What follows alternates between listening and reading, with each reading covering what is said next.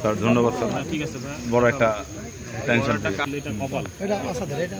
আমরা গতকালকে কিন্তু জানি ওই বাচ্চা নেই, সারা রাত আমরা করেছি। না, আমি গেছি তো মূলত ছুটিতে।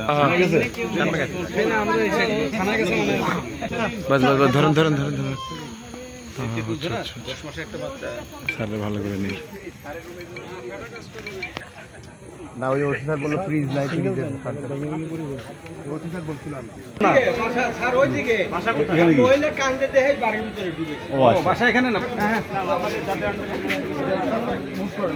পাতা তুললি কিছু নাই, শুধু হাওয়া।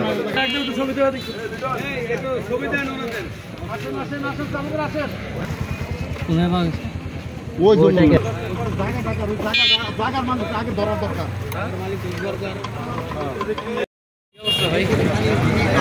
ও ভালো আছেন? খাবারে মাছ হাতে করে ফেলে ওখানে গেলে বলে বলতে পারি।